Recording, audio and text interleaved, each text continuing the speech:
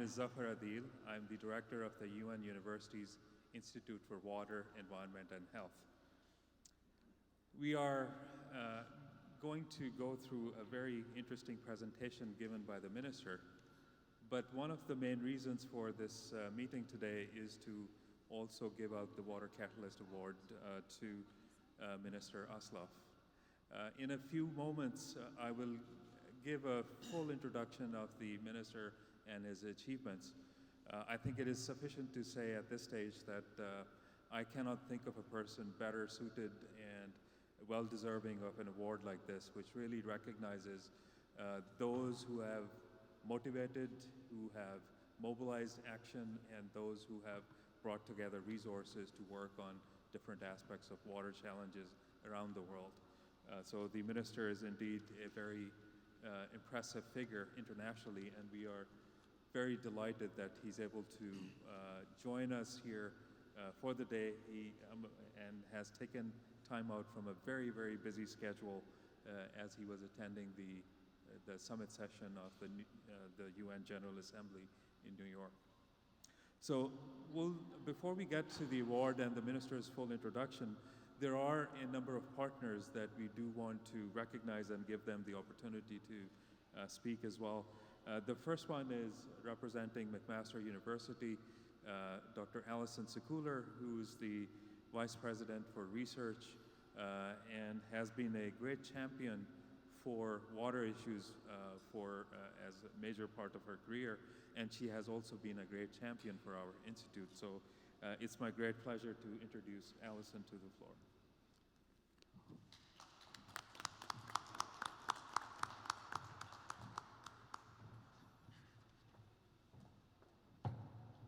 Thank you so much, Adil, for the opportunity to join you today and to bring greetings on behalf of McMaster and our president, Dr. Patrick Dean, and most importantly, to salute and congratulate His Excellency Minister Aslov on being honored with the Water Catalyst Award, which is an outstanding and well-deserved award.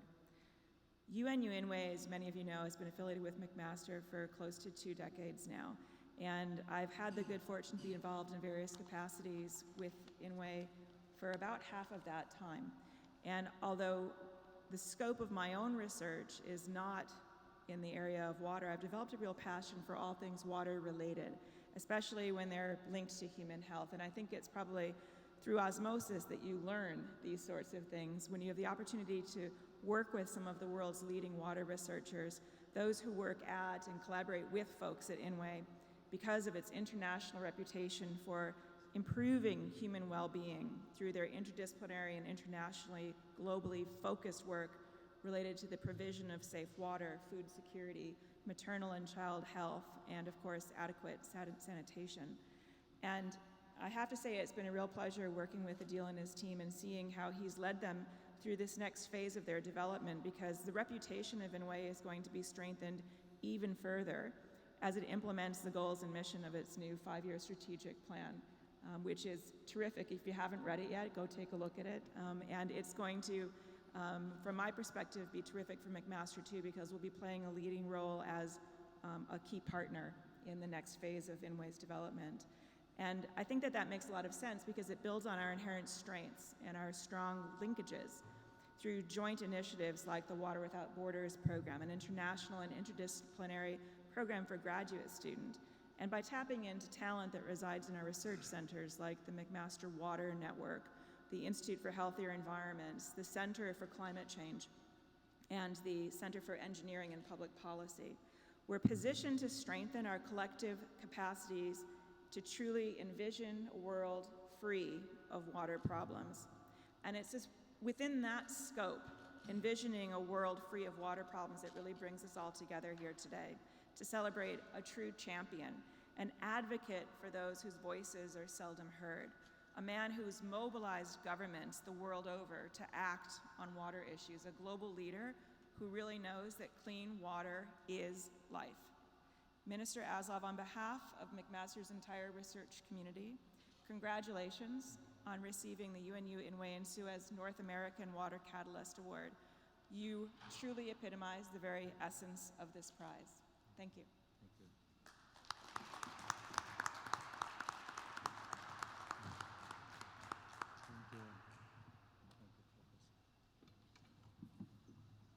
Thank you very much, Alison, for these kind words. Now, the award that we are about to hand out has been a partnership with SUEZ Water and with SUEZ Environment. It was started about 4 years ago, and the idea was that we really wanted to give due recognition to those who are bringing about really international and global scale changes in the water domain. And I think the idea has been very interesting in itself, but it has allowed us to recognize individuals who have undertaken some really remarkable achievements. And again, before I get to the full introduction of the minister, it's my pleasure to invite Astrid Sitsava, who is the HR Development for International Division Director for SUEZ Environment, and she's also the HR Director for Industrial Solutions at SUEZ. So Astrid, the floor is yours. Thank you.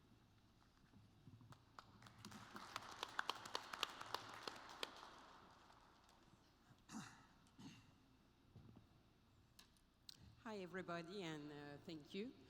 It's my pleasure and privilege to be with you here today.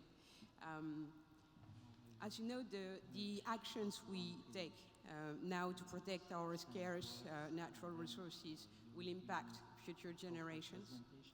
SUEZ operates in all water and waste cycles and works in both the public and private sectors. Water and waste treatment play an important interface role between human activities and natural environments. Improving the quality of services delivered by SUEZ in these areas means working for the protection of biodiversity. In the face of the global challenge to manage our limited natural resources and maintain access to safe drinking water and sanitation, SUEZ and the United Nations University Institute for Water, Environment and Health created the Water Catalyst Award. The Catalyst Award gives recognitions to leaders who strive to accelerate these efforts in their community, thus improving human well-being and health and heightening the public and political awareness of water issues. The leaders' exceptional advocacy helps guide the international development agenda toward better water management. We are pleased to announce that this year's award will be presented to His Excellency Minister Aslov, Minister of Foreign Affairs of the Republic of Tajikistan. Through a very distinguished career as a water expert, a diplomat in the UN community, and now a political leader, Minister Aslov has been a major catalyst at the global level for more than 2 decades now. He led the process that culminated in the creation of the International Water Decade, Water for Life, from 2005 to 2015. He encouraged the international community to undertake 3 major landmark conferences in 2010, 2013, and 2015. These conferences were hosted by the Tajikistan government and supported by the UN General Assembly and the UN system. They help mobilize governments around the world to act on water challenges and catalyze action by the UN community. Through his tireless efforts, Minister Aslov has become a prominent voice on global water cooperation. SUEZ sincerely gives thanks to His Excellency Aslov, Minister Aslov, for his dedication, and we hope he continues his efforts to highlight how important water as a resource is to our continued progress. Thank you.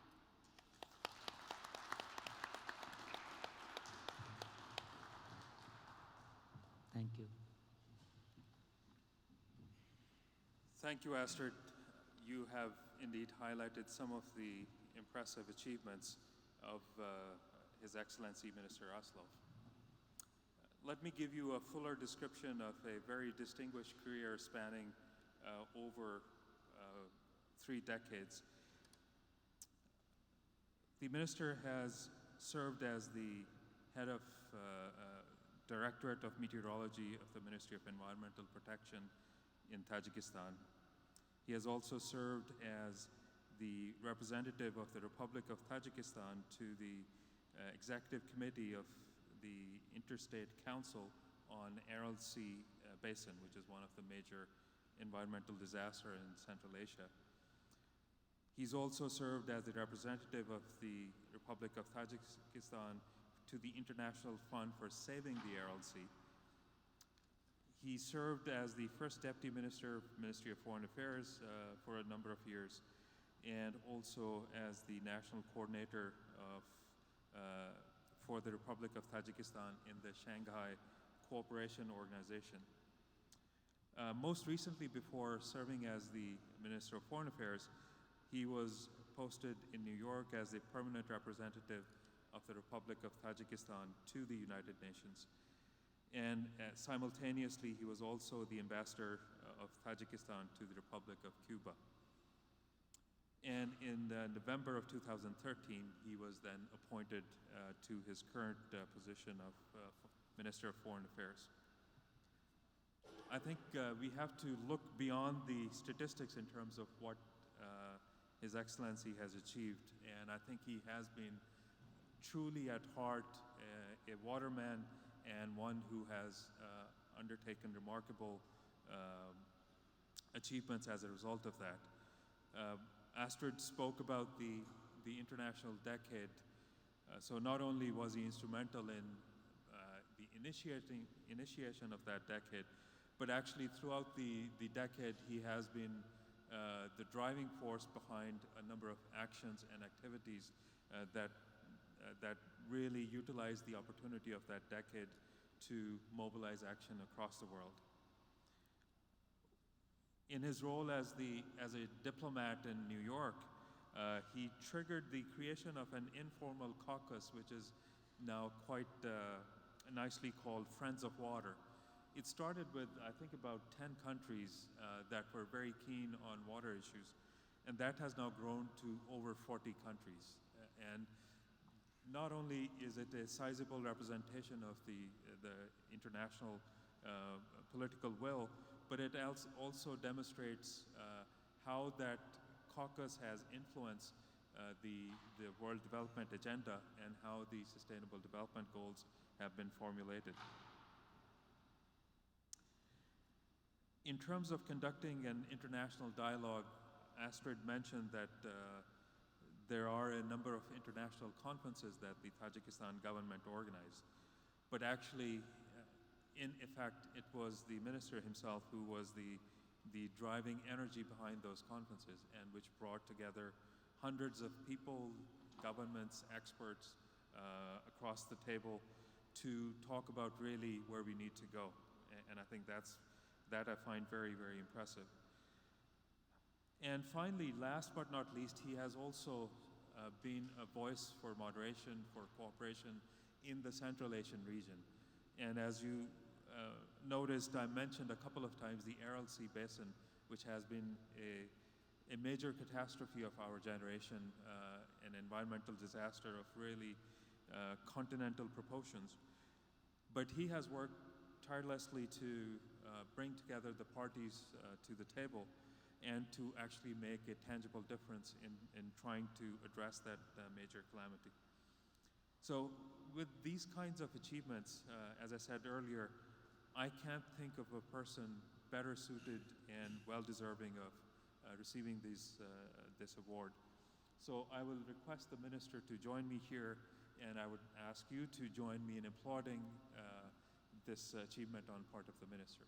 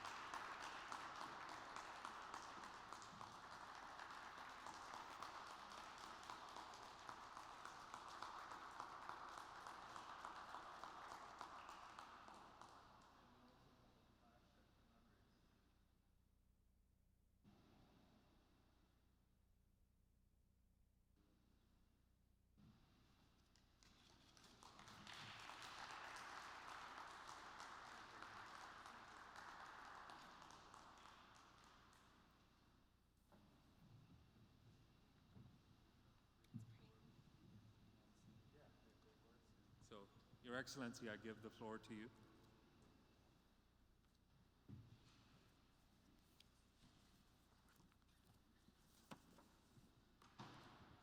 Distinguished Dr.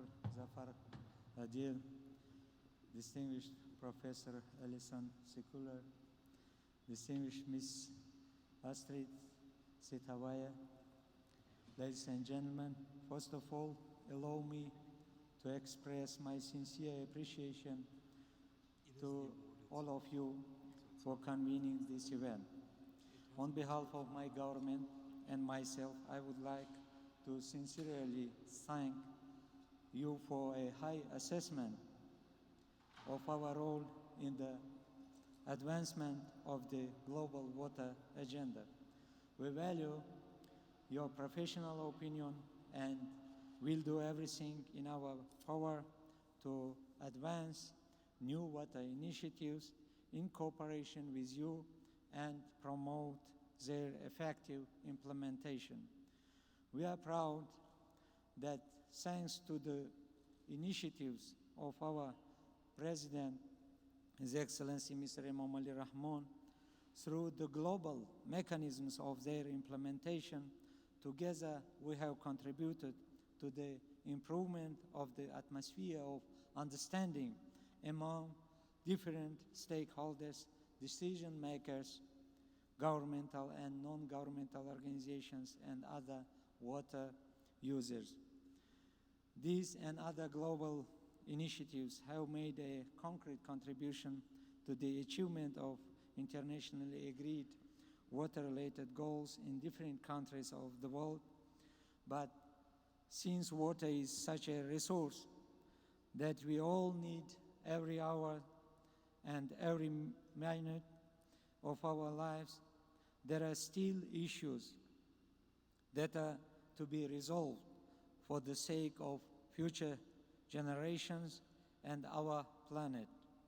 We should do our best so that in every country and river basin, water becomes a catalyst for peace and security rather than confrontation.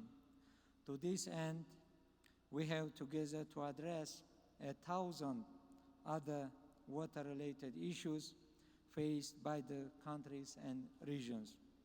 Only through solidarity and cooperation among politicians, scientists, social communities, women and youth organizations, households, and other water users, we can achieve the set water goals.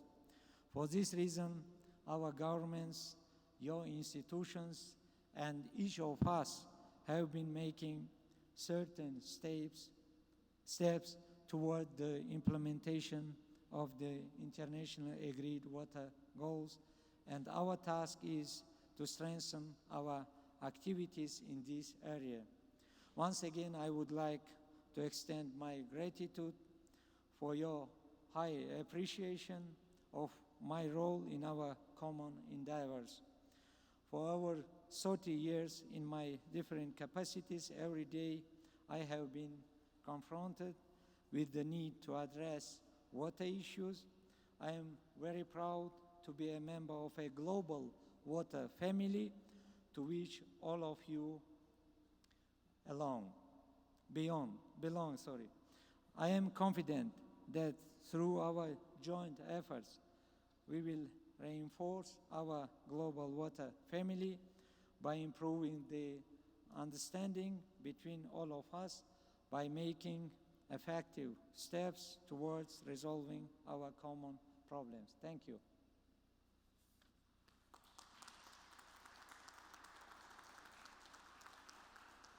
May I continue? Thank you. Distinguished participants of the event, today for our meeting, we have chosen a subject of vital importance entitled Water for All, from decade to decade, from commitments to actions.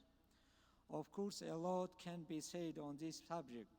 You can find some relevant information in the recent publication entitled Water Cooperation Views on Progress and the Way Forward, which is a joint endeavor of the 4 authors. I am going to highlight some aspects of this topic by introducing to you some of our international initiatives and some aspects of our cooperation in this field at the national and regional levels. The stakes are high, but the current situation, like never before in human history, gives us new opportunities for significant improvement of water resources management. I believe that we are able to address all challenges. The opportunities are definitely here, and we must rise to the occasion and meet these challenges successfully and in a timely manner. Establishing a mutually acceptable mechanism of water and power resources management that takes into account the interests of both the upstream and the downstream countries can contribute to mutually beneficial long-term cooperation among the countries and their sustainable development. It can also address crises through implementing specific measures on water saving, water efficiency, and wastewater treatment through rehabilitating irrigation systems and lands, and also by improving the agricultural policy through replacement of high water demand crops such as cotton and rice with water-efficient crops. This could also contribute to addressing food security in the long run. Decision makers linking to various political processes in a government can be principal engines of progress. However, from them to be effective, relevant mechanisms and instruments are required, including reliable data, institutional and legal framework, and adequate instruments of collective actions on water resources management. New challenges, among them climate change and population growth, and the problems they bring, encourage the parties involved to engage in and develop a dialogue of water cooperation. It is encouraging that in recent years, many countries have started paying more attention to integrated approach towards management of water together with other key sectors of the national economy. However, in many cases, the national plans of integrated water resources management have not been coordinated either at the transboundary river or with relevant regional strategies. For this reason, many integrated water resources management plans have not reached their full potential or effectiveness. At the political level, it is political will and provision of a venue for political dialogue that are most vital for sustainable water management. At the technical level, it is establishment of a specific legal framework and creation of institutionalized mechanisms for joint mechanism of water resources, regular exchange of data, sharing experience and best practices, development of relevant instruments of collective actions on joint management of water resources and adequate financing. Against the background of ever-increasing consumption of food and energy by the world population, which with current working models with demand over more water for both processes, deteriorated sanitation and global climate change. It is the nexus approach, water, food, energy, climate, which is becoming more urgent and practical. The implementation of these concepts requires the development of cooperation and partnership not only among the countries but also among different economic sectors and water users within each country. May I use the... okay.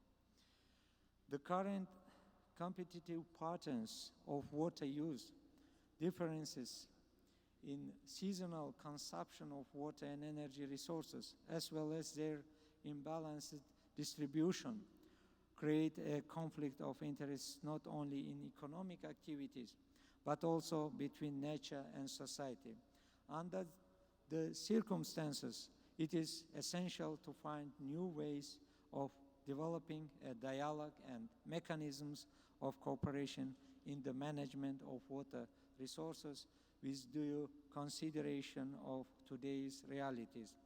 I believe that fresh water problems can exist today, emerged not just as a result of the lack of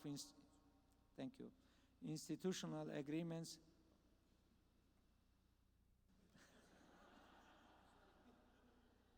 it is impossible to keep it. No, it's okay.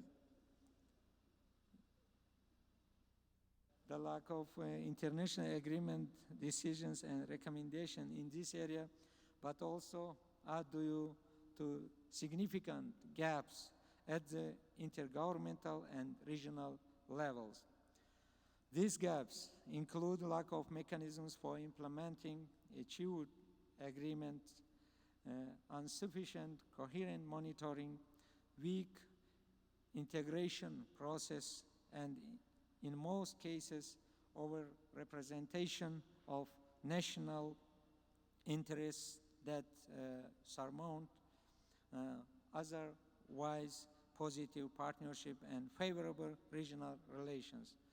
To effectively address the fresh water issues and problems, the international community should take measures for implementation of coordinated, purposeful, and long-term goals identified in the emerging post-2015 development agenda. There is an urgent need to unite efforts undertaken by governments, international and regional organizations, business communities, scientists, and other representatives of civil society. As you might be aware, the Republic of Tajikistan has initiated several resolutions of the United Nations General Assembly, including the International Year of Freshwater 2003, International Decade for Actions Water for Life 2005-2015, and the International Year of Water Cooperation 2013. These global initiatives are first and foremost aimed at addressing the issues of meeting human basis needs in safe drinking water and development of such vitally important economic sectors as agriculture, power engineering, industry, etc., which cannot do without water. We should never forget that each human being and entire living nature need water every hour and every day. There is no life without water. This is the fundamental idea of the International Water Resolutions adopted by the United Nations General Assembly. Allow me to briefly speak about the water challenge faced by my country, Tajikistan, and our entire Central Asian region. It is known that about 60% of all water resources of the Central Asian region originate on the territory of Tajikistan. Despite the abundance of water resources, part of our population encounters enormous difficulties because of lack of a water supply system and lack of access to safe drinking water. Annually, we are faced with destructive water-related natural disasters, the prevention of which demands a considerable part of our country's budget. At the same time, further sustainable development of our republic and other Central Asian states largely depends on how rationally the water resources of the region will be utilized. Given the above, the main causes for deterioration of the water sector can be divided into 5 following categories. First, financial problems such as insufficient financial resources for implementation of projects and programs related to water supply of the population in urban and rural areas. Second, technological problems such as lack in the country of the industry for producing equipment and systems of water supply, obsolete water supply and sewage systems, inadequate control of water quality and water assessment. Third, energy problems such as continuous malfunction of the system of energy supply due to shortage of energy resources. Fourth, climate change and natural disasters. Frequently, natural disasters destroy water supply systems, make them inadequate, and reduce their operation effectiveness. Fifth, demographic factors, rapid population growth, development of cities and other human settlements.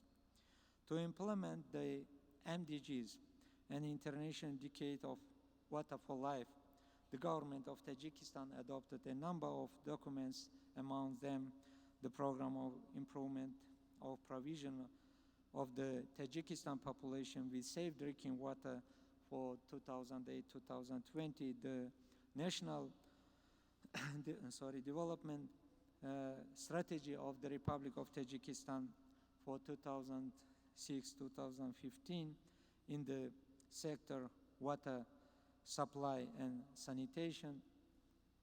The implementation of these and other documents can allow to increase the access of the Tajikistan population to safe drinking water up to 90%.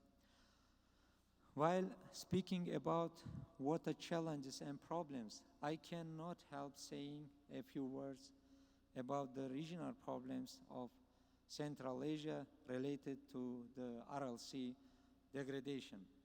As a result of the irrigation development and population growth in the years 1960-1990, actually before the eyes of one generation, this unique vast water reservoir, once the 4th largest lake of the world in terms of its area, started degrading.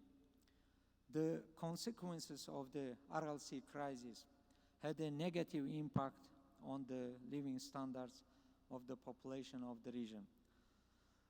Water resources are the key element for development of all countries of the region, alongside with the rest ecological and socio-economic consequences of this crisis.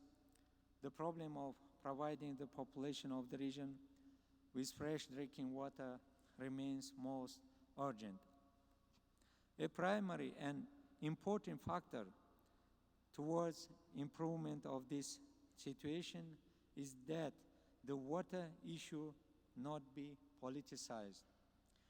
As a result of a large-scale development of lands intended for irrigation, which led to a sharp reduction of water inflow into the Aral Sea, the huge area of the bottom of the sea dried out and millions of tons of salt and dust rise into the air and are carried far away, which in its turn in turn causes glaciers melting in Tajikistan and neighboring countries.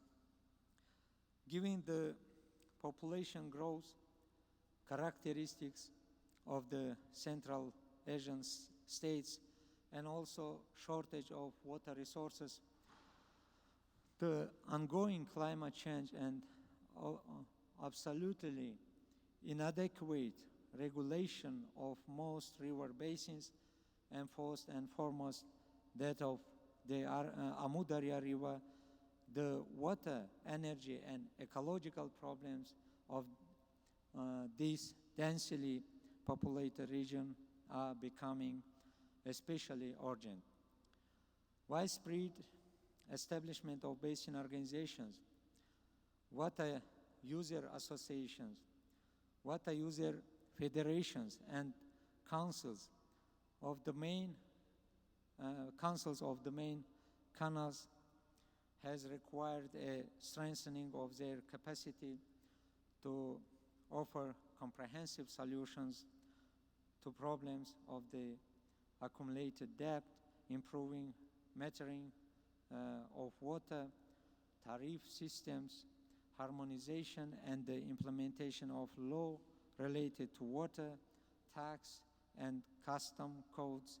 It is of paramount importance that these practices continue for promotion of integrated water resources management, where the river basin approach would eventually prevail over the administrative and territorial control method, and where political and economic functions in water use should be clearly demarcated.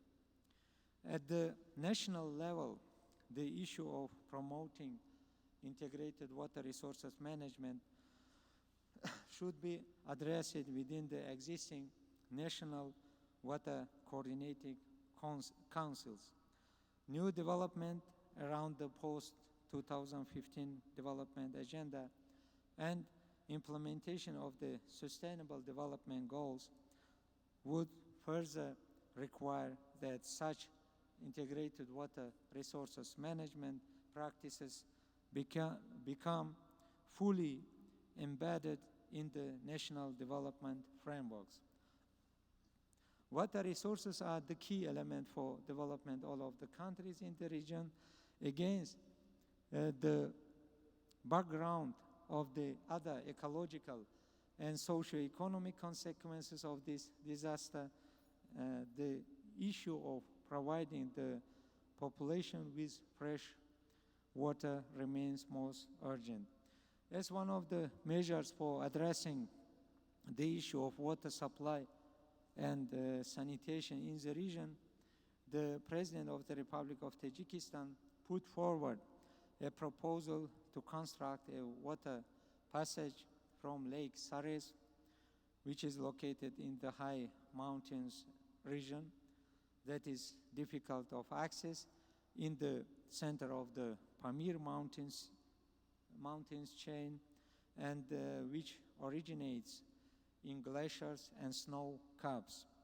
The total volume of ecologically purest fresh water of the Lake SIRODJIDIN is equal to 17 cubic kilometers, and this water could be used for fresh water supply for millions of people that reside in the region. Given the above, it is essential that all countries develop multilateral cooperation and partnership, both on the regional and international levels, with regard to regional use of water resources for the benefit of all mankind. Water issues are given special reference in all international documents related to sustainable development.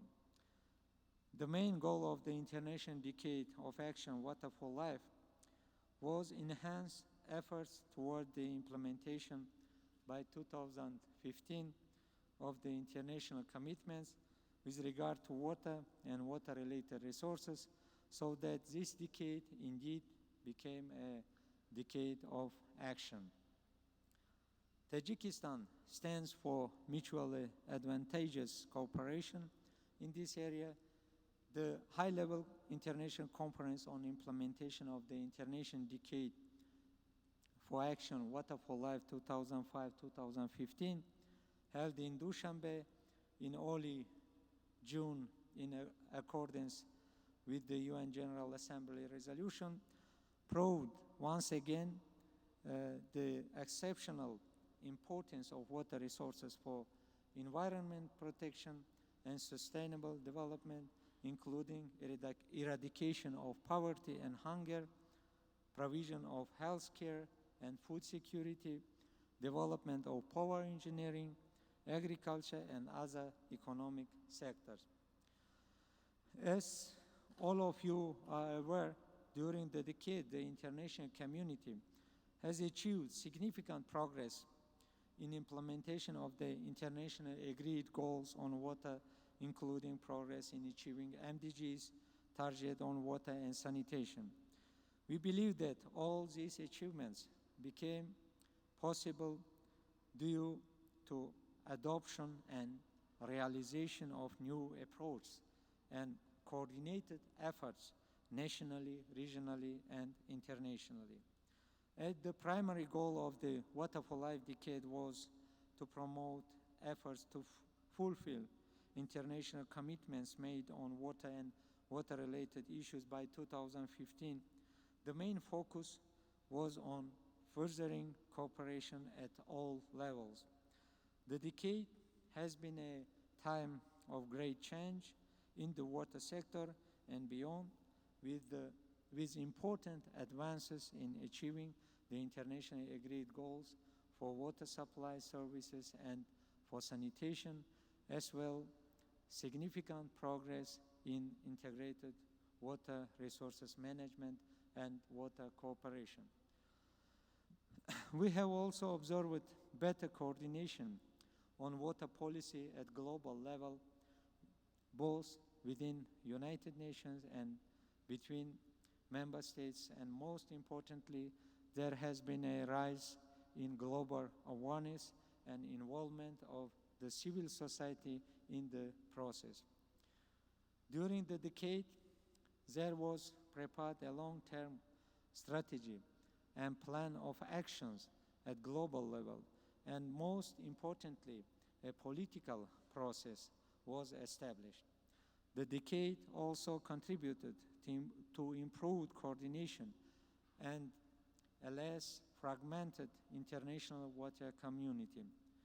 During the decade, member states, UN entities, global organizations, business and other civil society organizations have actively engaged in pursuing the objectives of the decade. It is worth mentioning that the decade also contributed to improved engagement of different global stakeholders. It also helped making the connection between governmental and non-governmental actors, as well as created a space for some global groups, such as women, youth, business, and academia. In addition, relevant structures and mechanisms have been created that strengthen interagency coordination in the course of the decade. We have seen at a global level the transformative power of global monitoring, reporting, and information gathering. We have seen a change in paradigm and have been able to develop and better share knowledge on global challenges and policy responses. However, we have observed during the decade that alongside with achievements, there have been also gaps and shortcomings, challenges and problems that created certain obstacles in this path. Thus, despite significant achievements in meeting the MDG target on drinking water, there was little progress on solution of sanitation issues across the globe. It is also important to note that today, still near 750 million people do not have access to clean drinking water, and there are still 2.5 billion people without relevant access to basic sanitation. If we take into account the fact that the world population will increase to more than 9 billion by 2050, the water demand will increase accordingly. Furthermore, due to the impact of climate change, more than 50% of the world's population will face water scarcity. This situation requires from the international community to undertake controlled efforts and adopt both urgent and long-term measures. Given the above, the President of Tajikistan, His Excellency Mr. Emomali Rahman, at the 7th World Water Forum, proposed a new initiative to proclaim a new international decade for action under the motto, Water for Sustainable Development. This proposal was reiterated at the opening session of the Dushanbe Conference and in the general debates of the 70th session of UN General Assembly, and prior to that at the UN Sustainable Development Summit. By proposing this initiative, the Tajik side expresses confidence that new decade will strengthen and enhance the progress achieved during the Water for Life decade and will create a good platform for consolidation of our efforts aimed at further management of water issues for the post-2015 period. Our knowledge and experience gained during the Water for Life decade will enable us to take joint efforts at lifting the barriers in our way to achievement of all water-related goals. This knowledge and experience provide valuable guidance for dealing with the remaining challenges in the new post-2015 Sustainable Development Agenda. We have progressively improved many processes through greater coordination and inclusiveness. We have learned that flexibility, adaptation to local circumstances, and proactively working with all relevant stakeholders are crucial if we want our interventions to be sustainable and effectively reach the intended beneficiaries. In addition, we believe that the support of knowledge generation and dissemination, ensuring access to this knowledge, as well as generating new information relevant to the water-related SDGs are also crucial. In this regard, we believe that the initiation of the new decade is timely and call on the UN member states to support it. We believe that the dignified life of our future generations will be ensured only by joint efforts and commitments. In this regard, the support of existing initiatives for facilitating country-level commitments and their follow-up, as well as donors' coordination by strengthening existing coordination initiatives at global and regional levels are of utmost importance. One of the important aspects of which I would like to dwell upon is water cooperation. Water cooperation must be based on the principles of sustainable development and must contribute to equitable economic growth and strengthening of human potential in all the countries of the basin. It must enhance confidence building among all the consumers and water resources and contribute to introduction of integrated water resources management at the local, national, and regional levels. Given the above, Tajikistan put forward the initiative to proclaim the year 2013 as the International Year of Water Cooperation, which was approved by UN General Assembly. For the conclusion of this International Year, there was held the high-level International Conference on Water Cooperation in Dushanbe in August 2013. The conference focused on four main themes: water cooperation for human development, water cooperation for economic benefits, water cooperation for ecosystems, water cooperation across boundaries. The conference also focused on the following four cross-cutting issues: water cooperation and gender, water cooperation and capacity building, water cooperation and sectoral synergies, triggers and catalysts for water cooperation. The importance of the timely achievement of the Millennium Development Goals and of other internationally agreed development goals, as well as of establishing ambitious and achievable targets and indicators for a sustainable development goal on water as part of the post-2015 development agenda was highlighted. The following water-related goals were proposed: universal access to safe and sustainable water, sanitation, and hygiene services, appropriate levels of treatment for used water and wastewater before it is returned to nature or reused in agriculture or other productive activities, a significant improvement in the productivity and efficiency of water use in agriculture, industry, and at household level, and a significant reduction of water losses. Another aspect is degradation of water sources. The ongoing global processes have a huge negative impact on the water sources and consequently on the quantity and quality of water. In the last decades, the above processes got accelerated.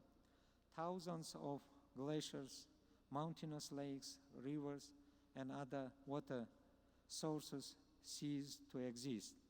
However, the key problem caused by these processes is undoubtedly the intensive melting of snow caps and glaciers. Only in the last decades, the glaciers of Tajikistan diminished by 1/3. Given the fact that about 60% of water resources used by the Central Asian states originate on the territory of Tajikistan, further development of this scenario threatens water scarcity in the entire region. We know that similar situation prevails in the river basins of a number of countries. I am very sorry that we cannot show our slides on Tajikistan glaciers. 6% of territory of Tajikistan occupied by our glaciers, and 40% of our mountainous territories are occupied by permanent snow-covered areas, which are main sources of water resources for Central Asian countries. And as you see, this is some pictures on how our glaciers are degrading. For example, this is Vetchenka glaciers, biggest glaciers in the world on the arid areas. As you see from 1933 to 2006, for example, we have very how to say the normal data, and we could show and our how to say different institutional resources. We have our national institutions and the regional institutions. This is made on the basis of their data, which is very bad signal for our region, because as I mentioned before, our glaciers and snow-covered areas are main sources for the rivers of our region. Thus, there is some uncertainty that requires the attention of the global research community. Regular observations and monitoring are particularly needed for making long-term and super long-term forecasts of the water contained in the Amudarya and Sirdarya river basins. Many of those present today know that in recent years, Tajikistan has held a number of international water events and called the countries and international organizations to exercise integrated water resources management and implement effective measures with regard to stewardship of water resources.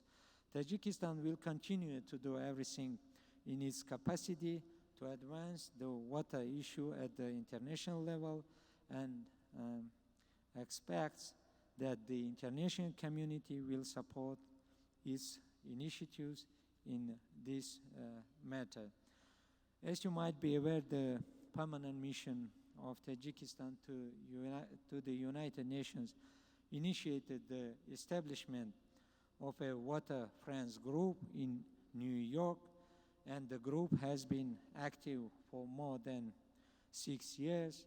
The discussions within the framework of this group contribute to the advancement of water initiatives at the meetings of the General Assembly and other UN forums. Currently, the group has more than 70 countries as its members.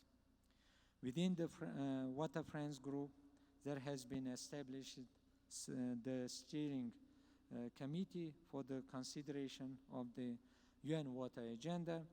Among the 5 members of this steering committee are Hungary, Finland, Switzerland, Tajikistan, and Thailand.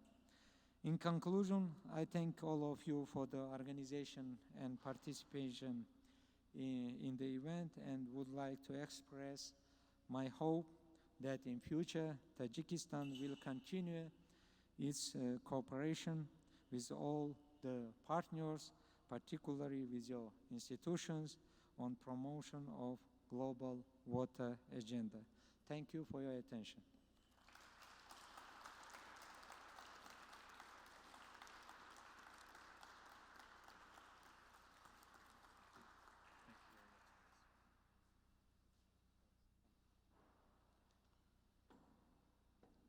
Thank you very much, Your Excellency, for this comprehensive exposition on not only what the water challenges are and where we have performed and not performed in the last decade, but actually highlighting the way forward in terms of the various initiatives, ideas, and the new push for water at the UN and international level. I think that is really very encouraging.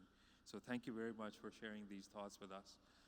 We have a few minutes where we would like to open the floor to take questions to the minister, or indeed to any of the other panelists as well. So if you have a question, please throw up your hand.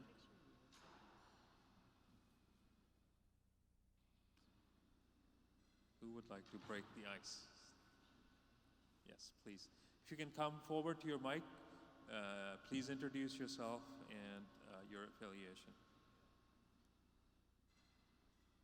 Good afternoon. I'm David Bess with SUEZ North America. Minister, distinguished panel, one of the things you mentioned, Minister, was with regard to water and sustainability was poverty alleviation. And one of the areas that you talked about was building a pipeline that was going to go and get water from the glaciers, which we know are melting, down to the necessary areas. With that in mind, I guess the question that I would have is, how are we going to go and support that effort? Because I know that's going to require capital. And you know, around the world, most of the people that are in need of water have no access to capital. So raising taxes and putting the burden on the citizenry is very difficult. How would you say, from a United Nations perspective, a Tajikistan perspective, and I'd also ask from the SUEZ perspective as well as the academic perspective, what are some ideas that you have where we can collaboratively come together to create the economics necessary to get these pipelines built to go and create this access without putting more burden on the people that are already impoverished? Thank you. Please. Thank you. Thank you. This is very important question. For example, in our Central Asian region, water sector, in order to keep on normal level the water sector need the how we can call the normal financing, first of all. Unfortunately, as I showed in my presentations, most important difficulties in our region, this is after the collapse of Soviet Union, it is the inadequate or abnormal financing of the water sector, and also water sector needs to pay attention for every day. Not, for example, after the collapse of Soviet Union, I can say that more than 50% of water supplying systems in Central Asia needs for rehabilitations. But rehabilitation of these systems need thousands of billions of US dollars, not the millions, but billions. That's why we cannot rehabilitate RLC disasters. Why? Because of inadequate the financing systems of water sector. And also, in order to, this is regarding the rehabilitation of the water system. In order to construct new water systems or pipelines, for example, it must be like the separate foundations in the budget of each of the countries and the local countries. And also, because of same countries like my country cannot finance normally, for example, this sector, it must be also promoted by the private sector, non-governmental organizations, and also international organizations. Because of, for example, in Central Asia, it is most expensive sector of economy, the water sector. Why? Because of geographical location and because of very high evaporation and, as you know, in desert areas, very high level of the filtration of water.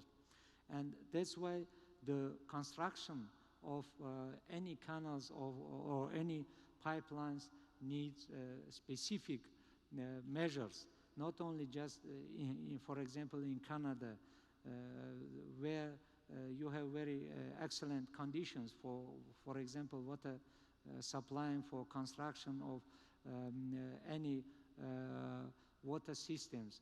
On one hand, financially, on the second hand, because of the climatic conditions. But in our region, unfortunately, we have very terrible sometimes in some areas climatic conditions where we have to pay, for example, by 2-3 times more for creation of any water systems than in some other areas of the world. That's this one, and second one, we have to develop very sustainable the programs, the short-term and long-term programs for water supplying of our agriculture and our population. You know that it is different sectors. I mean, the irrigation sector and the drinking water supplying systems.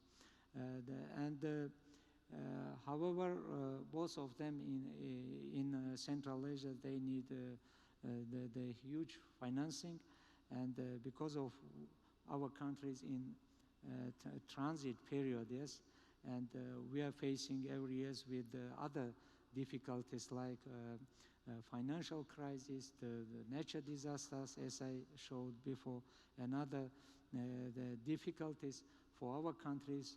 It is very difficult to have the normal financing sector for the water sector. Thank you.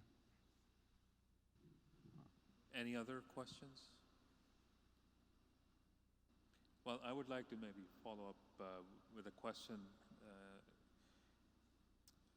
One of the issues about raising finances is that the water sector does not charge real cost of water to the consumers.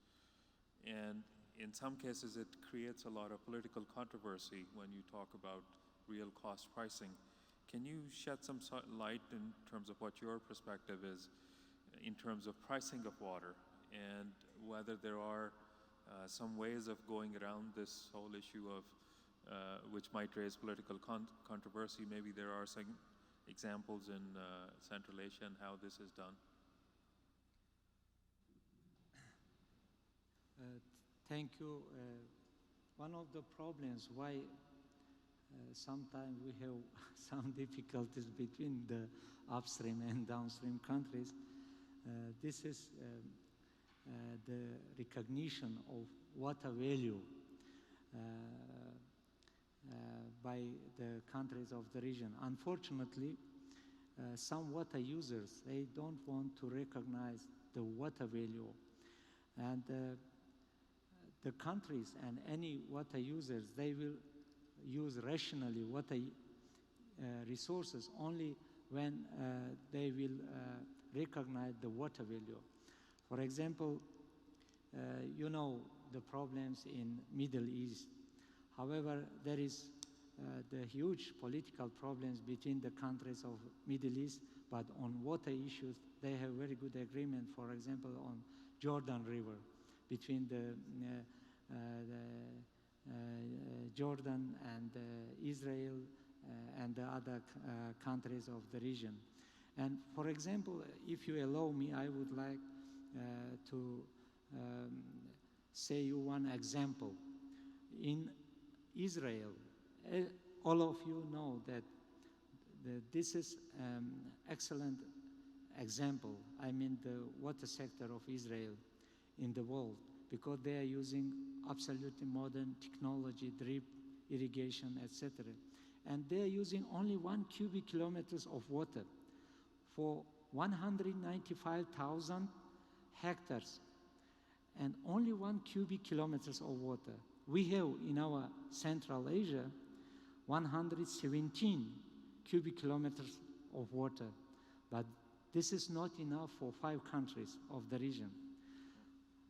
For example, some countries of our region, they are using by 12 times more water in each hectare than in Israel.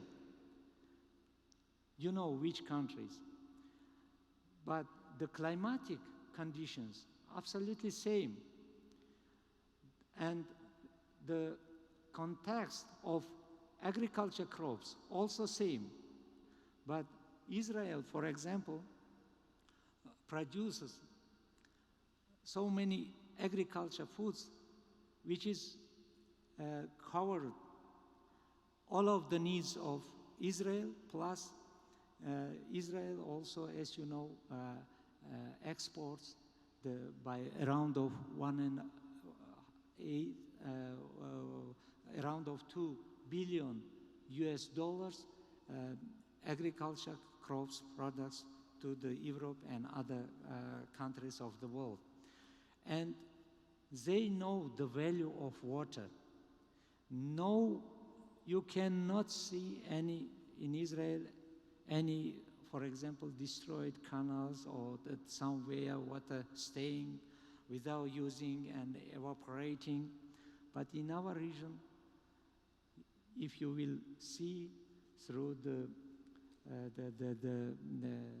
images, the maps, you can find thousands of the artificial lakes in the desert areas. After the using of water in agricultural irrigated lands, they're throwing the water to the desert area without the using. That's why the level of the water loss is highest in the world. More than 50% of our waters we are losing in the desert areas without reusing, without the returning these waters after the using to the canals or to the rivers. This is unfortunately main our problem of our region. And in order to make the normal irrigation systems and to make the reusing systems of waters in our region, only for Uzbekistan, for example, we need at least 15-20 billion US dollars. But you know that Uzbekistan currently, for example, cannot find some financing for the rehabilitation of all of the irrigation systems, etc., etc. That's why, unfortunately, but in any case, when we are talking about the sustainable development or sustainable management of water resources, we have to think how to resolve these our difficulties, how to bring to the negotiation all of the water users, stakeholders, politicians in our region. That's why they have to recognize the value of water. And that's why we lost our RLC, as I presented to you, the biggest, one of the biggest freshwater lakes of the world. And today, you know, the RLC degraded by more than 12, 13 times. And the mineralization of water in these dried areas, more than 120 grams per liter of water. It's absolutely that the sea and no any flora and fauna around of I mean in the dried areas and around of these dry areas of RLC. But unfortunately, still we have the problem for the recognition of the water value in our region. And that's why we are initiating and we are cooperating with all of the other partners in the world, and we are appealing to all of the other countries and our partners to work together on these issues and to establish, to improve the situation in our region, because all of our life in our region, in 5 countries of the region, our flora, fauna, and all of other resources, our activity, fully depend on our water resources. This is the unique example in the world. I mean, the RLC basin, which are 5 countries of Central Asia. I hope that through different initiatives, and I hope that our leaders in the region, they will find the political will in order together to resolve these difficulties and to find good solutions for the rational use all of our regional water resources. Thank you. Thank you very much, Excellency. And I think we would like to conclude our session on that positive note and a hopeful note about the future. I'm very grateful to the 2 panelists for joining us. Thank you very much to SUEZ Environment for being a partner in this Water Catalyst Award. And thank you again, Your Excellency, and congratulations on receiving the award. Thank you very much.